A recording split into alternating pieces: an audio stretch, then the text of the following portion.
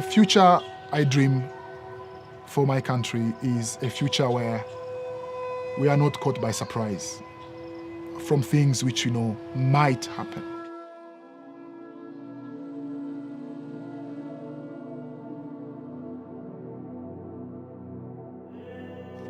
Rwanda, the land of 1,000 hills, is a small, densely populated mountainous country at the heart of Africa. With a stable government and extensive development policies, the country is thriving.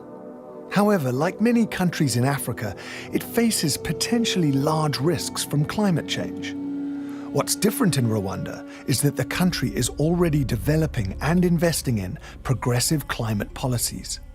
Rwanda is one of the few countries in Africa that have a clear strategy that define a vision, long-term vision of the kind of economy the country is aspiring to and how it's planning to tackle the impacts of climate change going forward.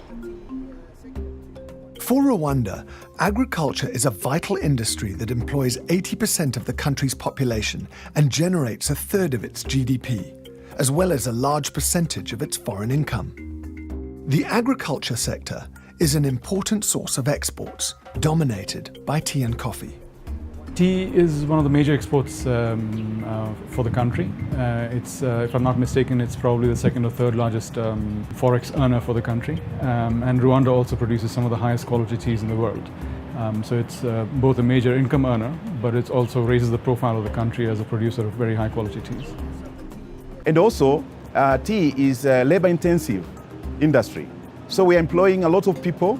So, for example, in Rwanda and Kitabi factory here, we're employing about 3,000 workers. And that one is a very good employment for the people in Rwanda. The tea and coffee sectors have been earmarked as critical growth areas, and the country has plans to expand the quantity and quality of production, increasing exports and enhancing the rural economy. However, tea and coffee are very sensitive to the climate, and the sector faces risks from future climate change. Because of this, the Rwandan government has been working with experts to help understand these risks and develop ways to address them, so-called adaptation. And they have already begun integrating adaptation responses into their plans for the tea and coffee sector. This program is looking at mainstreaming climate change into the tea and coffee sector in Rwanda. And what's really interesting about the project is we look at the whole sequence from early design through to implementation and climate finance. When we talk about mainstreaming, we're really referring to a move from the way that we used to do things, which was funding standalone climate projects, to actually integrating those climate change projects into development itself, into agricultural policy, into sector planning. And by doing that, we have lots of advantages in terms of integrating climate change with other factors. Understanding the current impacts of the climate on Rwanda's tea and coffee is key. Located a few degrees south of the equator, Rwanda has a temperate climate with 2 rainy seasons. However, there are large variations in the rainfall between years, and the weather has become increasingly unpredictable due to the growing influence of climate change. In the last 40 years, the temperature have increased by 1.2 degrees Celsius, while the global warming temperature increase for 150 years is around 1 degree Celsius, meaning that the temperature of Rwanda is increasing higher than the global warming. Tea production in Rwanda involves both large and small-scale farmers. All have already felt the impact of a changing climate in recent years.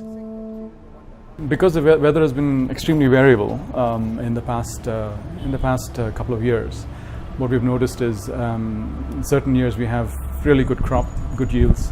Other years the crop drops and you don't get as much, as much tea being made in the country. So it's very erratic, and that's affecting the long-term planning, both of the farmer and the factories as well.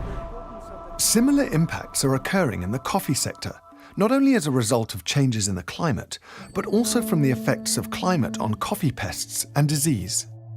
When you have increasing temperatures, it's obvious you will also have increase in incidence and severity of some diseases like coffee leaf rust, like insect pests such as Antistia bug. You will find more attacks on warmer regions than in the cooler regions. There's a proof behind that. As the climate continues to change, these impacts could get much worse. Climate change is going to lead to future risks for the tea and coffee sector in Rwanda, and one of the things we're most concerned about are the changes in temperature. And that's especially important given the plans to expand the area of tea and coffee production. Now, if those sites where they want to do extension, for the area covered by coffee and tea, are sorted, fixed, and they start investing, and then with the climate variability and climate change impacts, temperature increases, then we'll be in trouble because we cannot move that part of the country to another level. While this presents a potentially worrying future, there are actions that can be taken to address these climate risks. So as far as climate change goes, it's very important for Rwanda to consider what the projections mean for their country and make sure that they can understand and work with the information at hand so that they can prepare for any changes that may occur in the future. High levels of uncertainty is not a reason for inaction. The project has developed to address the challenges of adaptation, including uncertainty, and we've developed 3 building blocks to help do that. First, we advanced low-regret adaptation with a focus on addressing current climate variability, trying to encourage options that are good for the climate today, but also help build resilience for the future. And a good example of that is the coffee shade trees that we're proposing. Shade has got a lot of advantages in coffee. One of them is it modifies the environment, which would allow coffee to be able to be grown under conditions where there is changes in the weather conditions, particularly in temperatures. The other aspect we are looking into, apart from shade trees, is the use of intercropping tall bananas in coffee. And bananas also would provide a better environment for coffee than when you are growing it as a sole crop. You can harvest the banana remainings and put them on the soil, which adds the organic matter in the soil. And the other is, of course, it's also a source of cash income, and it's a food crop, food security. So you kill 2 birds with 1 stone.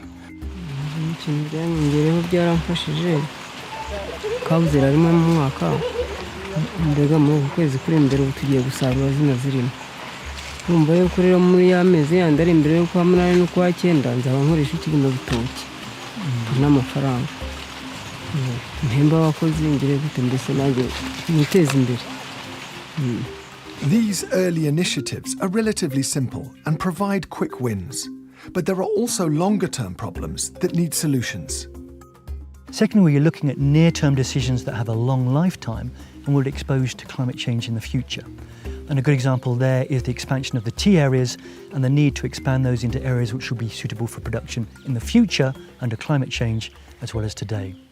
And that's a particular problem for tea because tea is a long-lived crop with a very long payback period of around 15 years.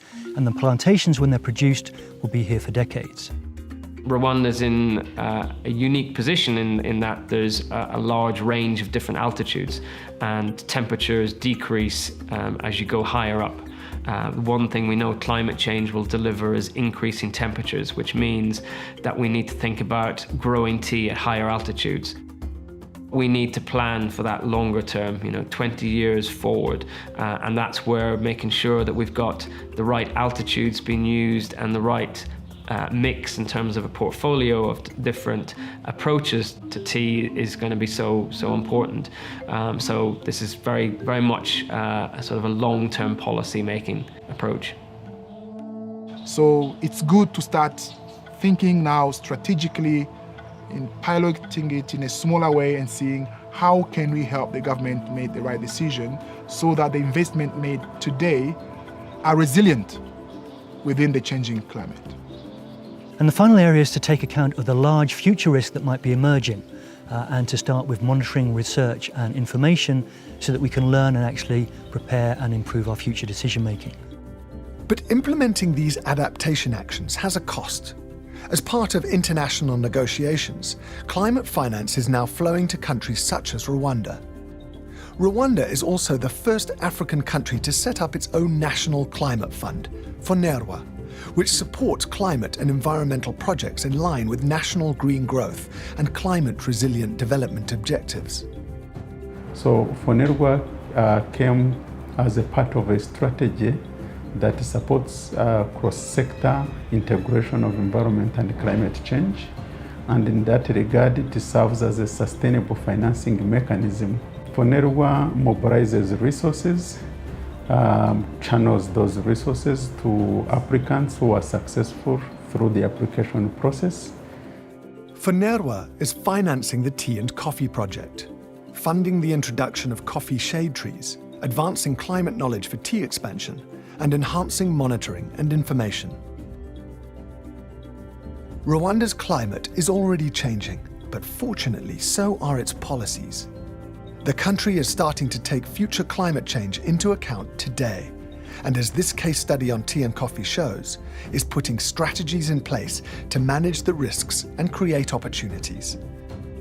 I'm reassured by the foresight in our decision makers and all the key stakeholders in trying to preempt the catastrophic impacts that may come.